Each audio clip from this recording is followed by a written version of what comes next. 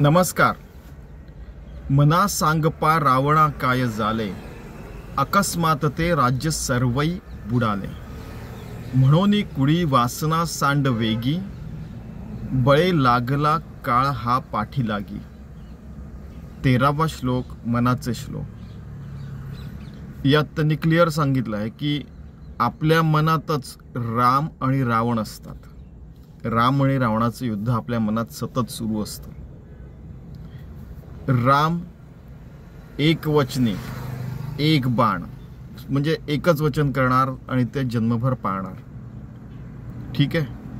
रावणाला 10 तोंड आहेत, म्हणजे वाईट गोष्टीला 10 तोंड असतात, ते काही करू शकतात. षड्रिपू आहेत, अजून बरंच काय काय, अजून 4 अजून त्याच्यात काहीतरी ऍड करून घ्या. ठीक आहे. की रावणाचं काय झालं की त्याचं अकस्मात राज्य सर्वे बुडाले. कारण की त्याला जगावर राज्य तर करायचंच होतं, पण त्याला बहुतेक त्याला अमर पण व्हायचं असेल, अजून बरंच काय काय करायचं असेल. अकस्मात त्यांनी चुकीच्या गोष्टी केल्यामुळे त्याचं राज्य सर्व बुडालं. म्हणून कुडी वासना सांडवेगी. की कुडी म्हणजे काय होतं, म्हणून कुडी वासना सांडवेगी. तुम्हाला माहित असेल की ज्यांनी महाभारत वाचलं आहे तर त्यात असं दिलेलं आहे की भीष्माचार्यांचं उत्तरायणमध्ये अशा सगळ्या व्यवस्थित सगळ्या गोष्टी आल्यावर त्यांनी आपलं प्राण सोडलं, त्यावेळेला त्यांचं कुडीतून प्राण निघून गेलं. ठीक आहे. म्हणजे हृदयाच्या थोड्याशा बाजूने त्यांचं प्राण निघून गेलं. वासना सांडवेगी. आपल्या मनातल्या हृदयातल्या सगळ्या ज्या वासना आहेत त्या अगदी वेगाने पटकन टाकून दे.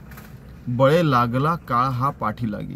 कारण की काळ सर्वांच्या मागे आहे. आपण काल बघितलं होतं की आपल्याला जन्म मिळाला आणि मध्ये आपल्याला आपण मरणार, त्याच्यामध्ये आपल्याला जो काळ मिळाला आहे तो प्रत्येक क्षण, प्रत्येक कण, प्रत्येक हृदयाच्या ठोक्यांनी, प्रत्येक श्वासागणिक आपलं सगळं व्यवस्थित काम व्हायला पाहिजे. ठीक आहे. तर आपल्या मनातलं हे राम आणि रावणाचं युद्ध आहे ते कुठे ना कुठेतरी सेटल करायचं.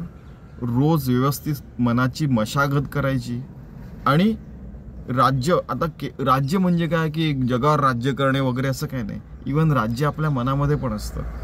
की कोणती व्यक्ती, कोणती वासना, कोणती गोष्ट आपल्याला ड्राईव्ह करते, म्हणजे काय आपल्याला इन्स्पायर करतं, मोटिवेट करतं, म्हणजे काय आपल्याला स्फूर्ती देतं, कोणत्या बळावर आपण चाललो आहे, ती पण एक प्रकारची वासनाच असते. याकरता स्वामीजी म्हणायचे की मी सकाळी उठीन, काल जे बघितलं आपण की सकाळी उठीन ध्यानाला बसीन, सगळं काम व्यवस्थित करीन, प्रत्येक हृदयाच्या ठोक्याने आपण अजून रिफर्बिश, रिऑर्गनाइज आणि पुन्हा एकदम सगळं रिफाईन करूया ना. प्रत्येक पिढी गणिक ते सगळं व्यवस्थित खरं व्हायला पाहिजे. खरं पाहिलं तर सगळीची सगळी मानवजात एकदम सुप्रीम बिंग्स व्हायला पाहिजे. सगळ्याच्या सगळे आत्मज्ञानी व्हायला पाहिजे. सगळ्याच्या सगळे चांगले वागायला लागले, आत्मज्ञानी झाले तर स्वानंद बोध पाठण, आनंदवंत भुवन, रामराज्य येईलच येईल. सगळ्यांच्या मनात रामराज्य झालं तर हे असं आपल्या मनात रामराज्य आणायचं आहे. आणि त्यामुळे वाईट वासना, रावण वगैरे ते आपल्या मनातले गेले पाहिजे. आणि तरच हा काळ जो पाठीमागे लागलेला, कधी ना कधी सगळेजण मरणार आहेत. समजा देह जाणार आहे, मरणार आहे याचा अर्थ, आत्मा अमर आहे वगैरे, ते सगळ्यांना माहिती आहे. त्यामुळे सगळे कामं व्यवस्थित करायचे. 24 तास 7 दिवस पूर्ण जन्मभर आपल्याला सगळं व्यवस्थित करायचं आहे. आणि मनाची इतकी चांगली मशागत करायची की रामच आपलं जीवन चालवत आहे, रावण आपलं जीवन चालवत आहे असं नको व्हायला. तरच रामाचं राज्य आपल्या आतमध्ये येईल आणि मग ते सर्वत्र येईलच. आपल्या घरादारात जिथे पण आपण काम करतो, जिथे आपण समजा ऑफिसमध्ये असेल तर ऑफिसमध्ये काम करतो, मुलं विद्यार्थी असतील तर विद्यार्थी लोकांमध्ये फिरत असतील, अभ्यास करत असतील, खेळत असतील. एक सुगृहिणी असते, ती घरचा स्वयंपाक वगैरे करते, सुगृहिणी पण आहे आणि ती ऑफिसमध्ये जाते. त्या प्रत्येक ठिकाणी आपलं ते व्यवस्थित रामराज्यच आणायला, जिथे जाऊ तिथे रामराज्य. काय असतं, अजून एक गोष्ट आहे. एकदा काय झालं की माझे आजोबा टीचर होते आणि त्यांनी ती एकच अशी व्यक्ती आहेत, वन ऑफ द, की ज्यांनी सर्व पुढाऱ्यांबरोबर काम केलं आहे. म्हणजे त्यांच्याशी बोलले चालले, त्यांचे विचारांची देवाणघेवाण झालेली आहे. मग ते सुभाषचंद्र बोस असो, महात्मा गांधी असो, हेडगेवार असो, की कम्युनिस्ट पार्टीवाले असो, की सोशलिस्ट पार्टीवाले असो, की कोणत्याही पार्टीचे वगैरे असो, की म्हणजे क्रांतिकारी असो, पण ते हेडमास्टर होते शाळेचे. तर काय झालं की त्यांनी चांगले संस्कार केले सगळ्या पूर्ण फॅमिलीवर.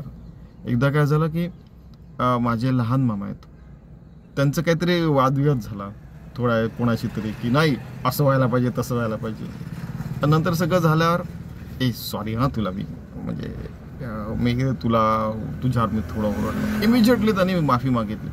ते म्हणाले की मी 1 मिनिटापेक्षा 5 मिनिटापेक्षा जास्त कोणाशी भांडू शकत नाही, रागवू शकत नाही. बघा म्हणजे किती सुंदर. म्हणजे त्यातून हे कळतं की किती वेळ आपण राग धरायचा किंवा किती वेळ आपण रावणाचं राज्य आपल्या मनात येऊ द्यायचं. बरोबर आहे की नाही? की राग ठेवायचा. षड्रिपू तुम्हाला माहिती आहे, ठीक आहे, की अहंकाराच्या देहबुद्धीच्या मागे येतात ते सगळे. तर त्यांचं राज्य किती वेळ, एक क्षण आला वगैरे ठीक आहे, पण त्या एका क्षणात आपण अजून काहीतरी भलतंच करून टाकलं वगैरे असं नको व्हायला. रावणाने आपल्यावर राज्य नको करायला, आपल्या मनावर रामाने राज्य करायला पाहिजे. तरच रामराज्य प्रत्येक मनात येईल आणि सर्वत्र सुख, शांती, समृद्धी आणि नित्यमुक्तता वगैरे येऊ शकते. बघा म्हणजे यावर विचार करून बघा. मनाची मशागत अशी करायला पाहिजे असे समर्थ रामदास म्हणते. चला तर आपण असं सतत योगी होऊन भक्तोन मनाची मशागत करूया आणि जेणेकरून आपलं जीवन आपल्या जीवनात आणि आपलं जीवन रामराज्यमय व्हायला पाहिजे. ठीक आहे. योगी होऊन भक्तोन प्रत्येक क्षणी भगवंताची सेवा व्हायला पाहिजे जन्मभर. धन्यवाद.